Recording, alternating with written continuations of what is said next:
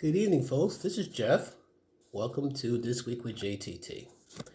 And part of Black History Month, I will talk about the men and women in the military.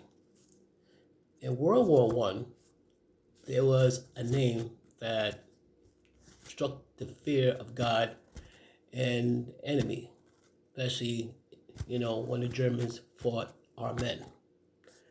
The German enemy once called our brave soldiers the Harlem Hellfighters. Well, let me backtrack a little bit. They were they're known as the 369th Infantry Regiment. They also were forming the 15th New York National Guard. This is like in the beginning of World War I. Unfortunately, extreme racism existed back then. So of course they keep them, would not allow them to share the same barracks with the white soldiers. So during the outbreak of World War I, the great need of soldiers, got to a point where you got a lot of politicians, you got a lot of other people in the NAACP push for men and women who wants to join the armed services to fight. The reason why so many men and women of color want to join the armed services, they will prove to the white Americans that, that we deserve the respect, and joining the armed forces is one of the best ways to do it. There's a story saying that some of these men from the New York National Guard were sent to France, but instead of allowing them to fight with the white soldiers, they were used as some type of labor force. I'm not sure how true it is. You gotta look in the links that if I gave you, because there's a lot of stories to be told, but I can't remember them all, and I'm not sure they're all accurate. You gotta check them out for yourself. But the story is that the French government needed soldiers, and the soldiers said, our commanders would not allow us to fight. So the French government said, "Don't worry about it. Put on our uniforms, and you can fight." So our men and women went out and battled. And there, while B. Market Mall, the men were allowed to fight. Our women was not allowed to fight too many years later. Long story short, in combat, when the Germans faced down on men on the field of combat, they described them as men who fought like lions, and they were terrified of such men. Incredible. Ever since then, there's a great push for have more African Americans in the armed services.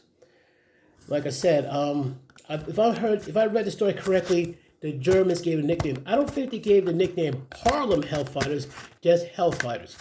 Do not ask me what the German word for Hellfighter is, but they knew these men were men of extreme and great courage. Okay, and of course, we cannot talk about, the Harlem Hellfighters without talking about the Tuskegee Airmen. These two were men who were not allowed to fight alongside white soldiers. They had to find other ways to join the battle, combat.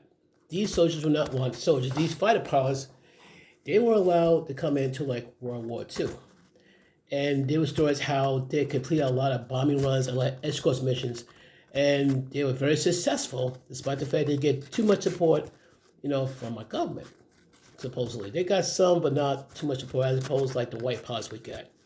But they were very successful, and a lot of these pilots who survived were highly honored for their services, as we all should honor our men and women in the armed forces.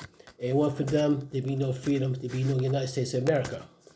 So please look at the link down below. Like I say, I hear a lot of stories. I don't want to try to tell one story. I may be wrong. I've provided a lot of links. They go and make the sources. One goes to pbs.org. One goes to, I think, military.org. So many different links. And I found a lot of stuff, which is quite incredible. But check the links, see it for yourself. And on top of everything else, please like, share, and subscribe. So, like I said, it's kind of short and sweet.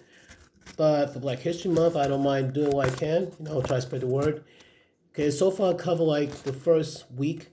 And this one's more about the military. I'm going to see what I can cover for next week.